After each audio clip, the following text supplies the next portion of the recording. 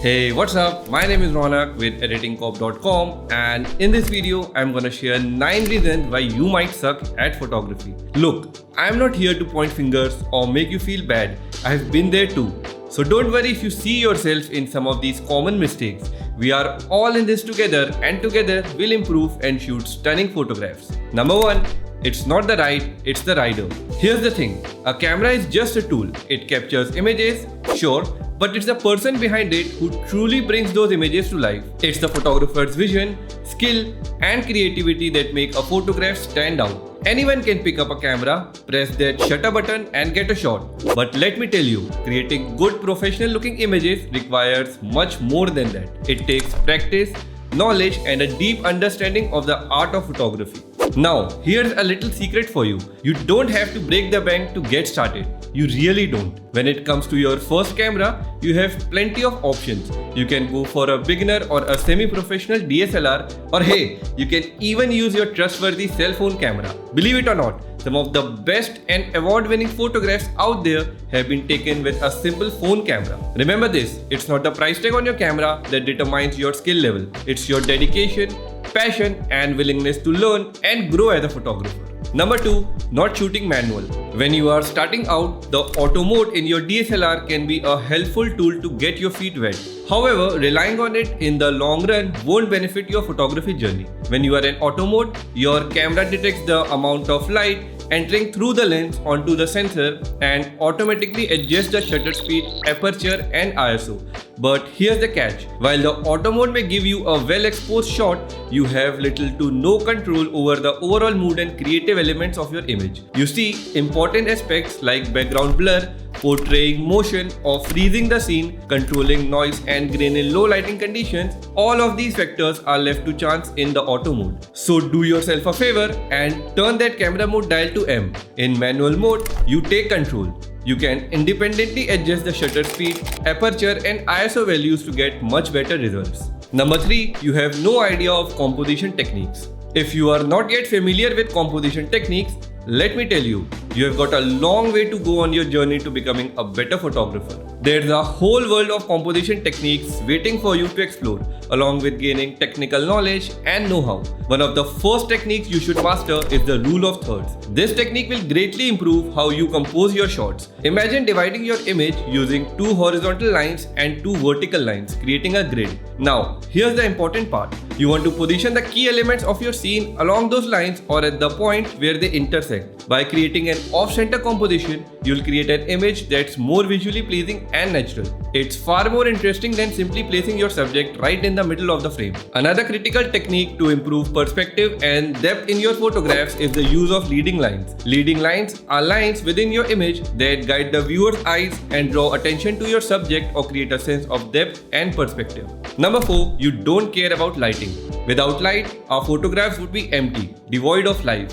But here's the key, it's not just any light, it's the correct use of lighting that forms the foundation of great photography. Light is, without a doubt, the single most important element in your images. It has the ability to breathe life into your photos, giving them a magical quality. Think of lighting as the brushstroke of your photograph, the tool that adds depth, character, and emotion to your subject. It's the lighting that defines how your subject is illuminated, and ultimately, it's what gives your image its unique look and feel. Number 5. You are not using right lenses. Let's talk about a crucial component of your camera setup, the lens. While the camera sensor acts as the brain, the lens is undeniably the heart of your camera. In fact, it holds immense importance in capturing exceptional images. Now, one of the best investments you can make is in high quality lenses. They play a vital role in determining the sharpness, clarity, and overall image quality. If you find it challenging to afford a particular lens, don't worry, there's a fantastic option.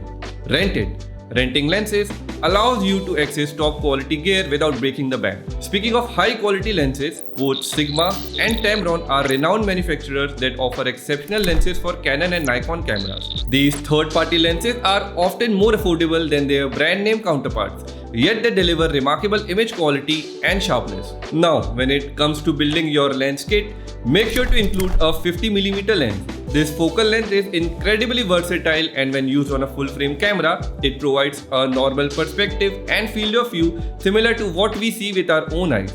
Remember, selecting the right lens is crucial for the shooting environment and achieving the desired outcome of your photograph. Number 6. You don't shoot RAW. So, what exactly is RAW? Well, it's essentially an uncompressed file that is directly recorded off of your camera sensor. It captures all the raw data, preserving the highest possible quality of your image. Having all that extra data at your disposal makes it much easier to adjust your exposure by several stops. Shooting in RAW gives you more flexibility and control during post-processing. You can recover highlights, enhance shadow details, and precisely fine-tune your white balance. Shooting RAW also helps you avoid or correct an unsightly phenomena known as posterization. This is the bending effect often seen in bright skies, which can really ruin the look of your prints. Number 7. Your horizon is not straight.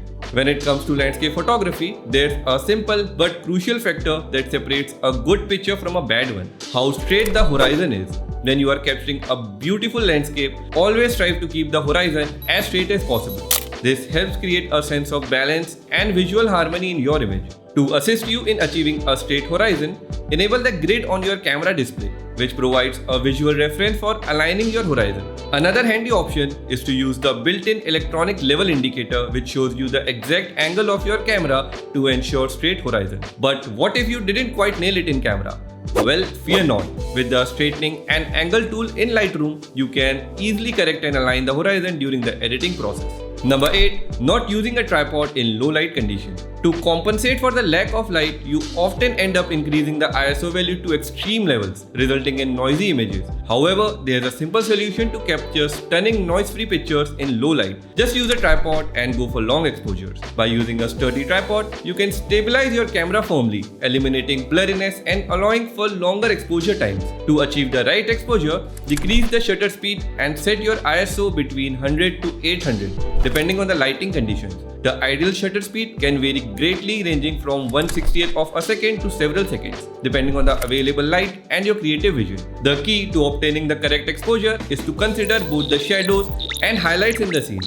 Balancing the two will help you capture the full dynamic range of the low light environment. When you successfully capture the right shadows, you'll be amazed at the excellent low light scenes you can produce, earning you well-deserved compliments. Number 9. You don't print your photographs. It's unfortunate that many people don't print their work enough, as there are countless benefits that come from holding a physical print of your photograph. By printing your images, you gain a deeper understanding of your own photography. You start noticing details and elements that you may have missed when viewing your photos solely on a screen. There's a magical transformation that occurs when you see a print in person, something you can hold and touch. It presents your work in a completely different light, showcasing its true beauty and essence. Printing your photos brings a sense of tangibility to your artistic creation. It allows you to appreciate your own physical work rather than viewing it as just another digital file. Printing your images not only helps you grow as a better photographer, but also deepens your understanding and connection to the art of photography. It's a part of the process that's a little bit lost these days.